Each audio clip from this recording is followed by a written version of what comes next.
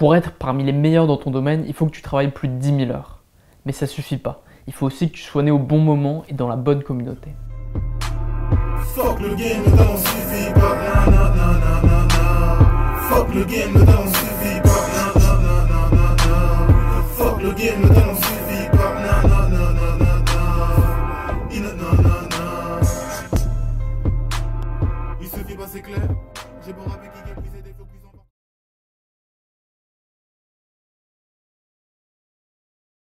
Au Canada, dans les universités, 40% des joueurs de hockey sont nés entre janvier et mars, 30% entre avril et juin, 20% entre juillet et septembre et 10% entre octobre et décembre. Et les meilleurs joueurs sont quasiment tous nés entre janvier, février et mars. À ton avis, comment ça se fait? Est-ce que ça prouve que l'astrologie ça marche vraiment et que Nostradamus avait raison? Non, en fait, c'est beaucoup plus simple que ça. Les classes au Canada sont divisées selon les âges, comme en France. Quand t'es né au début de l'année, t'es en général un peu plus grand, un peu plus fort, un peu plus habile physiquement que les gens de ta classe qui sont nés en décembre. Or, au Canada, on sélectionne assez tôt quels élèves vont faire partie de l'équipe titulaire de l'école. Et donc, autour de l'âge de 10 ans, on sélectionne les meilleurs élèves au hockey. Et il se trouve que dans le sport, autour de 10 ans, les meilleurs élèves sont simplement ceux qui sont nés au début de l'année, parce qu'ils sont plus grands, plus forts, plus développés physiquement. Quand ils sont sélectionnés dans l'équipe titulaire, ils jouent beaucoup plus que les autres élèves. En moyenne, 50 matchs par saison au lieu de 20 pour les autres élèves. En plus, les élèves nés au tout début de l'année, comme ils sont plus forts que les autres, ils reçoivent plus d'attention et ils ont des postes plus importants.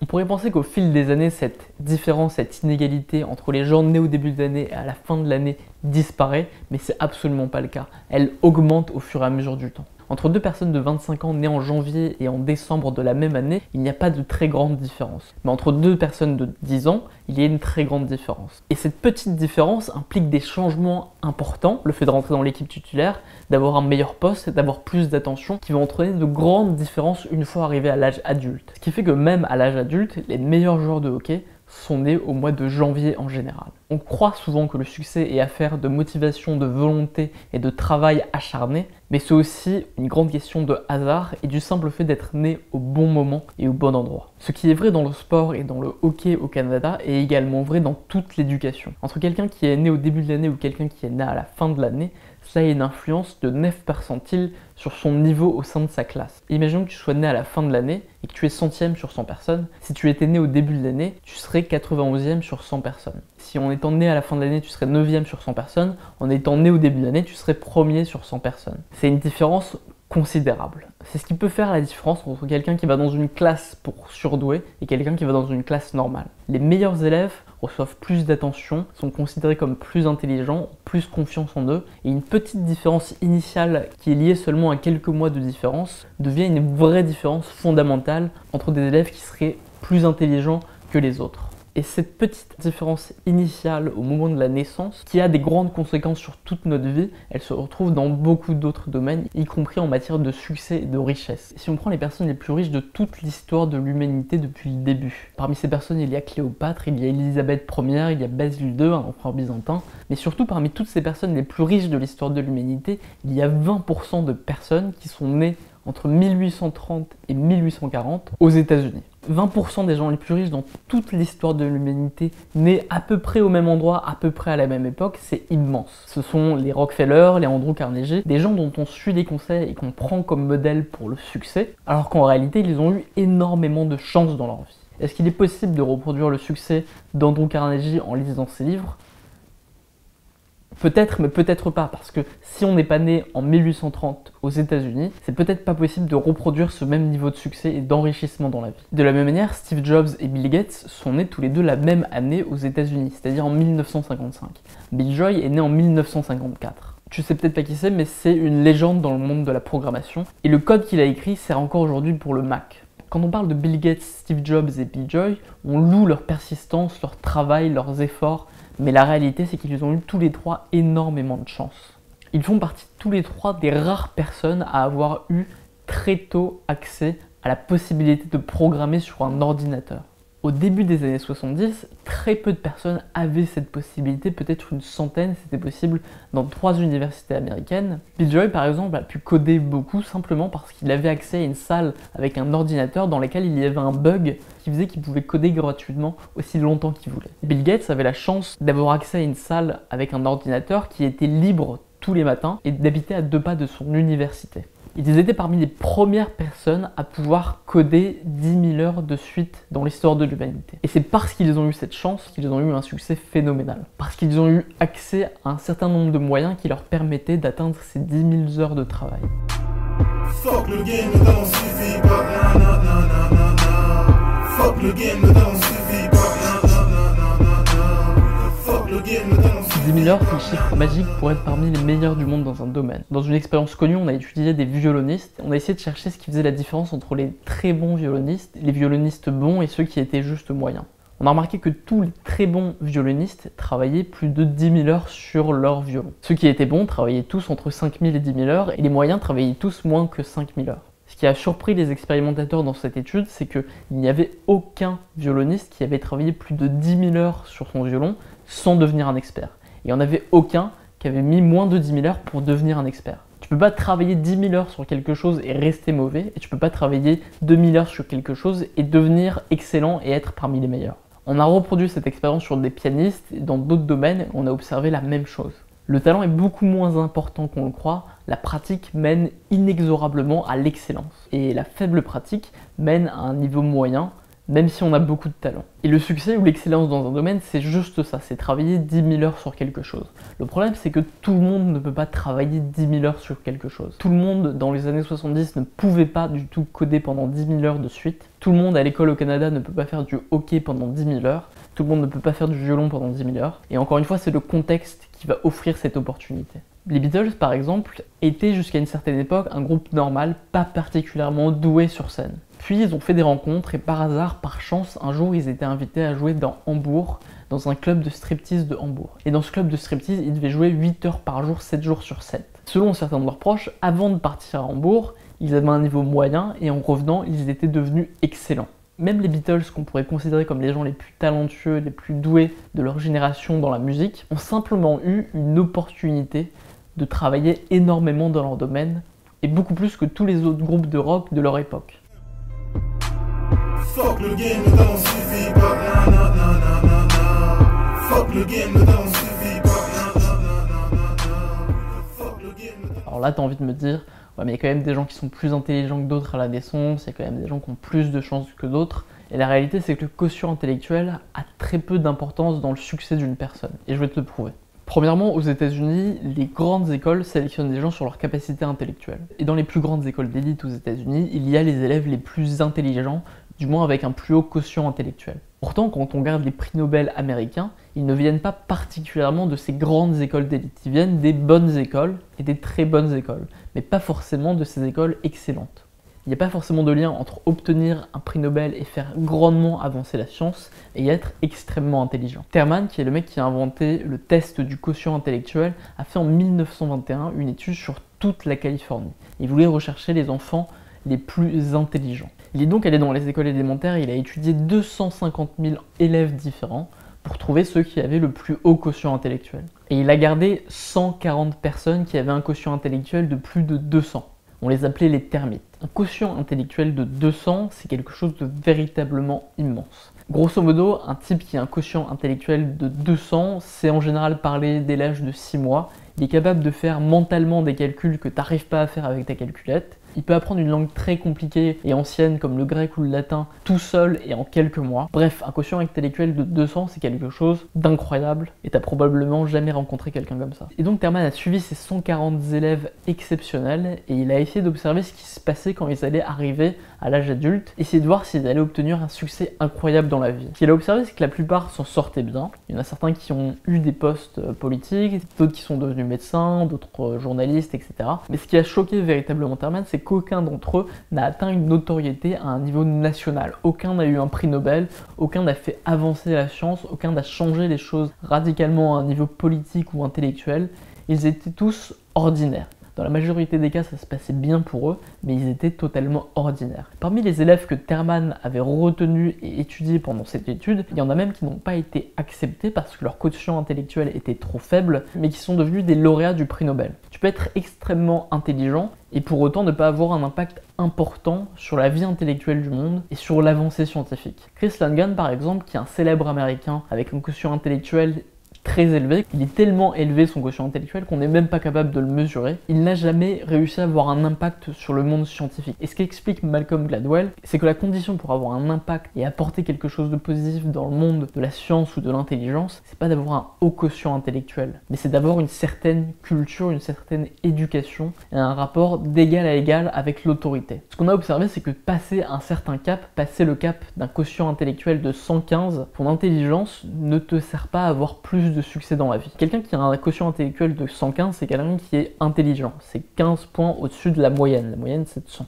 Quelqu'un qui a 15 points au-dessus de la moyenne, c'est quelqu'un d'intelligent, mais c'est pas vraiment quelqu'un de surdoué, c'est pas quelqu'un d'exceptionnellement intelligent. Mais 115, c'est suffisant pour changer les choses à tous les niveaux, intellectuellement, scientifiquement, politiquement, économiquement. Et t'as pas besoin d'être plus intelligent que ça. Chris Langan, malgré son haut quotient intellectuel, n'a jamais réussi à imposer ses théories scientifiques et à convaincre la communauté scientifique de ses arguments et de ses théories et de ses modèles, parce qu'il est issu d'une famille pauvre. Dans une expérience, on a observé différentes familles, des familles pauvres et des familles riches, de différentes origines ethniques et dans différentes régions aux États-Unis. Et lors d'une étude où on a suivi ces différentes familles dans leur quotidien, on a observé une grande différence dans l'éducation des enfants. Cette grande différence, c'est que dans les familles plus riches, on apprend aux enfants à répondre face à l'autorité, à ne pas se soumettre face à l'autorité. Par exemple, quand ils vont chez les médecins, par exemple, quand ils ont affaire à un professeur, les enfants de riches ont le droit de s'exprimer, d'affirmer leurs opinions et de ne pas considérer que l'autorité, le médecin, le professeur, a toujours raison. Et ceux qui naissent dans une famille pauvre, comme c'était le cas de Chris Langan, qui avait un très grand quotient intellectuel mais qui a vécu des choses difficiles dans son enfance, le rapport qu'il avait à l'autorité était extrêmement négatif et il a toujours eu du mal à communiquer avec les gens qui étaient au-dessus de lui, avec les gens qui avaient le pouvoir au-dessus de lui, pour lui permettre de faire sa thèse, pour lui permettre d'être reçu, de travailler avec telle ou telle personne. Et par conséquent, à chaque fois qu'il voulait avancer dans sa carrière, il n'y arrivait pas et il blâmait les autres pour ses échecs. He began speaking at 6 months old, reading at 3, born in California but constantly being uprooted. We didn't have a lot of money. He was poor, skipped a few grades. Teachers urged his classmates to be like Chris. So how did they respond? Well, they beat him up. He even started his own rock band. He skipped an audition in LA and went to New York instead, where for years he worked as a bouncer in a bar. Alors qu'un enfant qui est issu d'une famille riche, quelle que soit son origine ethnique d'ailleurs, il va avoir la capacité à communiquer avec les gens qui vont lui permettre d'avoir du succès, de prendre la responsabilité de sa vie. Bref, il sera armé psychologiquement et culturellement pour avoir un impact sur le monde.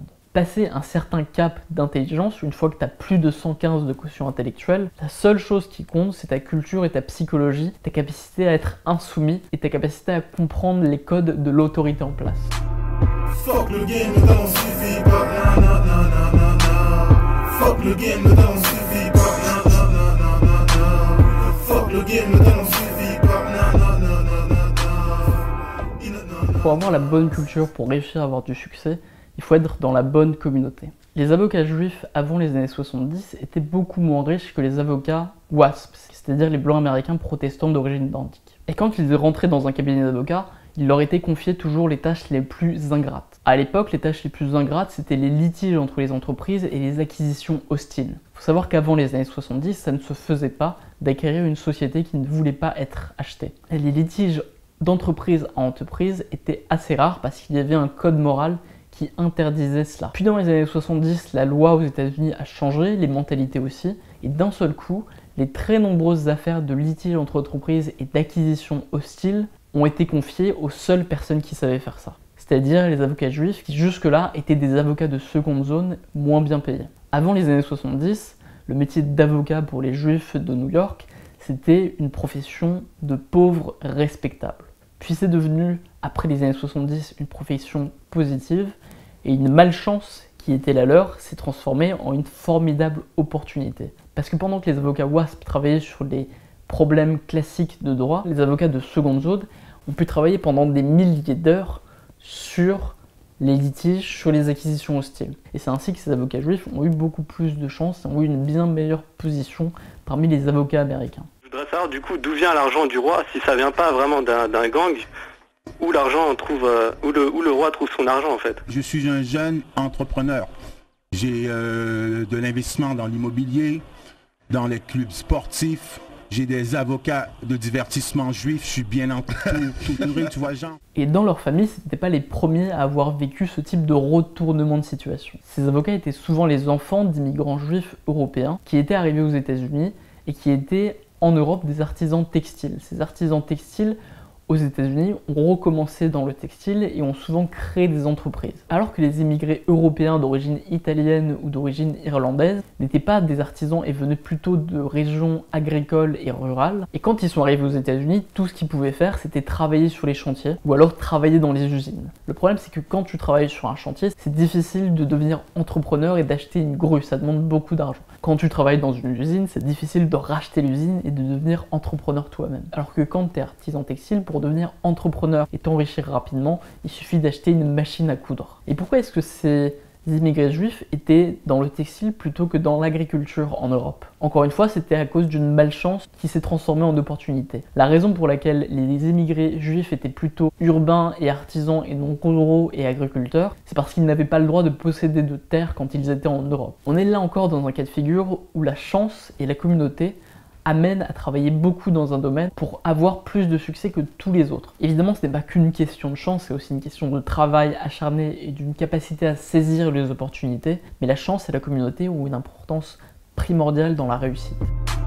Fuck le game, le temps suffit pas, na na na na na. Fuck le game, le temps suffit pas, na na na na na. Fuck le game, le temps suffit pas. À ton avis, selon que tes ancêtres étaient plutôt des agriculteurs, des fermiers ou plutôt des éleveurs, est-ce que ça change ton niveau de susceptibilité et ton agressivité? Et est-ce que le fait que tes ancêtres aient cultivé du blé ou plutôt du riz, est-ce que ça change quelque chose dans ton rapport au travail et à la persistance? La réponse va avoir l'air un peu raciste, mais c'est oui. Parmi les populations qui élèvent des animaux dans les régions montagneuses où on ne peut pas faire de l'agriculture, il y a une beaucoup plus grande culture de l'honneur. Aux États-Unis, les immigrés issus de régions montagneuses en Europe, notamment ceux d'Irlande du Nord, quand ils sont arrivés, ils ont amené avec eux cette culture de l'honneur, même s'ils étaient plus des éleveurs une fois arrivés aux États-Unis. Dans une culture d'éleveur, tu as intérêt à te montrer agressif et à te battre quand quelqu'un commence à t'insulter ou quand quelqu'un te provoque. Parce que tu dois montrer que tu es fort et agressif pour que personne n'ose te voler tes moutons. La culture des éleveurs dans les montagnes est une culture isolée et où l'agressivité, la capacité à répondre rapidement, à répondre au quart de tour, est une valeur importante. Alors que dans les populations agricoles, c'est très différent. Il est très rare que tu te fasses voler tout ton champ de blé en une seule nuit, et la survie dépend surtout de la coopération et de la sympathie. On a testé différentes populations aux États-Unis, les populations des Américains du sud des États-Unis et du nord des États-Unis, les Américains du sud des États-Unis étant plutôt issus de cultures d'honneur, de régions montagneuses et d'éleveurs, et de gens du Nord qui sont plutôt issus de cultures agricoles. Et on a essayé de voir s'ils réagissaient différemment à des insultes. Et ce qu'on a observé, c'est que les gens du Nord, quand ils étaient insultés, avaient tendance à rire de ça et à être déstressés face à cette situation, à se calmer un peu face à cette situation, alors que les gens du Sud étaient beaucoup plus agressifs, beaucoup plus stressés et réagissaient beaucoup plus aux insultes. Ça peut paraître absurde, mais la manière dont nos ancêtres se comportaient nous est transmis à travers la culture, et ça peut transmettre une culture d'honneur qui nous pousse à vouloir nous battre, même quand on est insulté, alors que c'est absurde aujourd'hui de vouloir se battre avec quelqu'un qui t'insulte, parce que si tu ne te bats pas avec quelqu'un qui insulte ta mère, il va pas te voler tes moutons le lendemain. La position la plus intelligente, la plus rationnelle, c'est de se calmer, c'est d'ignorer les gens qui t'insultent. Parce que dans notre société, ça provoque encore plus de violence, encore plus d'insultes, et c'est un cercle vicieux. Mais la culture de l'honneur, même chez les gens qui n'élèvent pas des animaux aujourd'hui dans les montagnes, elle reste, elle persiste, et elle influence nos comportements. Et cette culture issue de nos ancêtres, elle se transmet aussi différemment selon le type de céréales qui a été cultivé. Maintenant, je vais t'expliquer pourquoi les Asiatiques sont meilleurs en maths que les Européens. Fuck le game, le temps suffit pas, na na na na na na. Fuck le game, le temps suffit pas, na na na na na na. Fuck le game, le temps suffit pas, na na na. Pour cultiver le blé, il faut le laisser en jachère régulièrement. On va le récolter une fois par an et le reste de l'année, en hiver, on va se reposer et prendre des vacances, prendre du repos pour consommer moins d'énergie en hiver et pour pouvoir survivre plus longtemps avec les graines de blé récoltées. En France, jusqu'à l'ère industrielle, on passait une grande partie de l'année à hiberner. Parce qu'en hiver, il n'y a rien à faire pour être plus productif et on ne peut pas surexploiter le sol pour produire plus de blé parce que ça risquerait de rendre la terre infertile. En Asie et dans les régions où on cultive du riz, c'est très différent. En général, on récolte 2 ou 3 fois par an et il est inutile de mettre la terre en jachère. La culture du riz, qui nécessite beaucoup plus de fertilisants, fait que plus tu cultives du riz sur une terre et plus cette terre devient fertile. En plus, dans la culture du riz, une petite surface suffit à nourrir une famille. Ce qu'il faut pour nourrir un village avec du riz, c'est l'équivalent de ce qu'il faut pour nourrir une maison avec du blé. Par conséquent, depuis des siècles, là où on cultive du riz, il y a un rapport positif au travail et à la culture et le féodalisme a eu beaucoup moins d'importance. En Europe, ça ne servait à rien de travailler énormément son champ de blé, non seulement parce qu'il fallait laisser se reposer la terre, mais aussi parce que, au final, une grande partie des céréales allait revenir aux seigneurs. C'était pas le cas en Chine où il y avait beaucoup plus d'autonomie par rapport à la culture du riz, et on cultivait le riz pour sa famille avant tout. En plus, la culture du riz récompense la persistance et l'intelligence. Pour bien cultiver du riz, il faut avoir un niveau d'eau parfait, une irrigation parfaite, bien choisir les fertilisants, bien choisir les graines, bien disposer les couches de terre en dessous du riz, alors que la culture du blé est extrêmement simple et pour avoir plus de blé, il faut simplement avoir un plus grand terrain ou avoir recours à des nouvelles machines. Ce qui fait qu'en Europe et dans le monde occidental, on a une culture mentale et intellectuelle qui est la culture de la jachère. Il faut faire des efforts mais il faut se reposer et espérer que la chance nous aide. Alors qu'en Asie, on a plutôt une culture de la persistance. Il y a un proverbe russe qui dit « Si Dieu ne veut pas l'amener, la terre ne le donnera pas ». Alors qu'en Chine, les proverbes sont totalement contradictoires avec ça. Il y a un proverbe chinois qui dit « Celui qui se lève 360 jours par an avant l'aube est certain de rendre sa famille riche ». Ces différences de mentalité font qu'on a un rapport très différent à la persistance et au travail, et ça se retrouve dans notre niveau en mathématiques.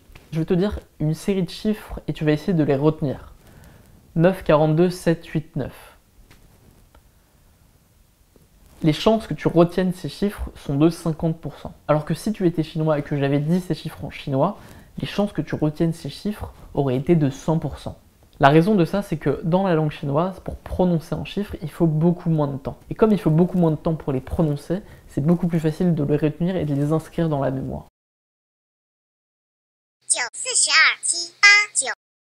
La langue chinoise ayant évolué avec cette culture du riz, elle permet de retenir beaucoup plus les chiffres. En plus, en chinois, on ne dit pas 22 ou 70 ou 89. On dit plutôt 2-10-2 pour dire 22. On va dire 7-19 pour dire 79. Par conséquent, les additions et les multiplications sont beaucoup plus simples en chinois qu'en français. Si je te demande d'additionner 13 et 65, ça te demande un petit temps de réflexion.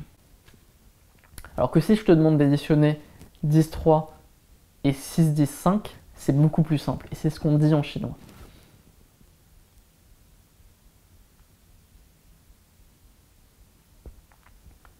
C'est égal à 7-18. Et ces différences culturelles font que les étudiants chinois trouvent les maths beaucoup plus simples et en plus ils ont une culture de la persistance qui leur permet beaucoup plus de résoudre des problèmes concrets. On a observé par exemple que le niveau de maths d'un élève était directement lié à sa capacité à persister. On a soumis un questionnaire à des élèves de différentes origines et on a observé que ceux qui répondaient au plus de questions dans ce questionnaire étaient aussi ceux qui étaient les meilleurs en maths. Le niveau en maths, c'est simplement le niveau de persistance. Alors que les gens pensent souvent que si les étudiants asiatiques sont meilleurs en maths, c'est simplement parce qu'ils sont plus intelligents, alors qu'il y a des études qui contredisent totalement ça. Mais il y a une culture de la persistance qui est issue de la culture du riz, qui est plus efficace au niveau intellectuel que la culture de la jachère, qui dit qu'il faut se reposer surtout pour ménager l'esprit et pour ingérer l'information tranquillement sans trop se faire du mal. Et cette culture, elle est extrêmement présente encore aujourd'hui, alors que tout démontre qu'elle n'a pas lieu d'être au niveau intellectuel. Donne-moi ta main et prends la mienne. La cloche a sonné, ça signifie la rue est à nous, que la joie vienne. Mais oui, l'école est finie. Aux États-Unis, on a voulu étudier les différences de niveau dans la compréhension de lecture entre les enfants les plus riches et les plus pauvres. On a remarqué que dans l'équivalent de la 6e, les inégalités dans la compréhension de la lecture étaient assez faibles entre les plus riches et les plus pauvres. Mais au fur et à mesure des années, arrivé en terminale, l'inégalité de compréhension de lecture devient très importante. On a essayé de savoir à quel moment précisément cette inégalité apparaissait. Ce qu'on a remarqué, c'est que durant l'année scolaire, en réalité, le niveau des élèves les plus riches et les plus pauvres augmentait de la même manière. Par contre, en été, le niveau des enfants les plus pauvres diminuait fortement, alors que le niveau des enfants les plus riches augmentait. Et ensuite, quand ils reprenaient l'année scolaire, ils reprenaient chacun un niveau de progression égal. Ce qui fait que la cause d'inégalité scolaire entre les enfants les plus riches et les plus pauvres, c'est pas l'école, c'est les vacances.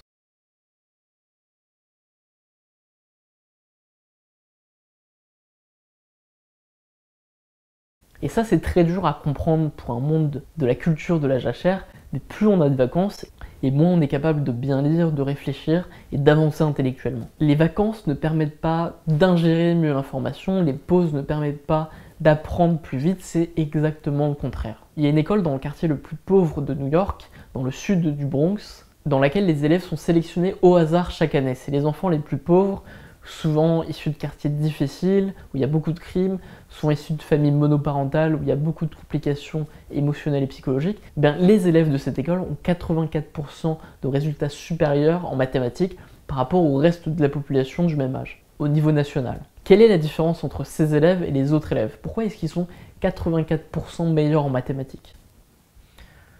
C'est extrêmement simple. La raison, c'est qu'ils travaillent 60% de plus que les autres. Ils étudient beaucoup plus et ils ont quasiment pas de vacances. Effectivement, c'est très dur pour ces élèves, mais ils réussissent beaucoup mieux dans la vie après cette école, alors qu'ils viennent du quartier le plus pauvre de leur ville. Le cerveau humain ne fonctionne pas comme un champ de blé, il ne fonctionne pas grâce aux jachères, il fonctionne grâce à la persistance et grâce à la culture constante. Si vous voulez vous cultiver intellectuellement, réussir à un niveau économique, intellectuel ou artistique, vous devez bien comprendre que votre cerveau ne fonctionne pas comme un champ de blé. Plus vous apprenez, plus vous lisez, plus vous travaillez et moins vous prenez de vacances et plus vous progressez rapidement, point final. Il y a beaucoup de gens qui me disent « Oui, mais est-ce que tu ne crois pas que lire 30 livres en 30 jours, c'est pas un petit peu trop et tu ne devrais pas prendre une pause, ralentir?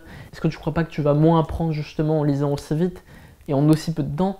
Si vous pensez vraiment ça, si vous pensez vraiment qu'on a besoin de pauses intellectuelles pour mieux ingérer l'information, demandez-vous pourquoi vous pensez ça. D'où est-ce que ça vous vient? Il y a beaucoup de gens qui disent « Oui, mais pour apprendre des choses, c'est comme la musculation. Il faut laisser un temps de repos pour que ça gonfle. Les gens qui font du bodybuilding savent ça, il ne faut pas faire du sport intensément tous les jours. » Et donc, ils tirent la conclusion que c'est pareil au niveau intellectuel. Mais pourquoi vous croyez ça? L'analogie n'est pas la logique. Ce qui est analogique, c'est contre la logique, étymologiquement. Moins vous prenez de vacances, plus vous travaillez, plus vous progresserez intellectuellement, c'est vrai et c'est tout, c'est prouvé de plein de manières différentes. Moi par exemple, le projet que je fais en ce moment qui est de lire plein de livres en très peu de temps, ça ne me permet pas de moins apprendre ou de moins bien digérer l'information, c'est exactement l'inverse. Puisque je lis très rapidement, je suis beaucoup plus capable de faire des liens entre toutes ces idées que j'apprends beaucoup plus vite à mieux faire ces vidéos, j'apprends beaucoup plus vite à résumer, à tirer l'information intéressante et je progresse beaucoup plus vite de manière générale. Et c'est vrai d'ailleurs pas seulement dans le niveau intellectuel, c'est faux seulement dans le domaine peut-être du bodybuilding, mais entre un mec qui va faire du foot une fois tous les 10 jours pendant un an, donc il va faire 36 jours de foot dans l'année, ou quelqu'un qui va faire du foot intensément 36 jours de suite, à votre avis, lequel des deux aura le meilleur niveau? Est-ce que c'est le mec qui aura fait un jour de foot tous les 10 jours pendant un an, ou celui qui a fait 36 jours de suite d'affilée de manière intense?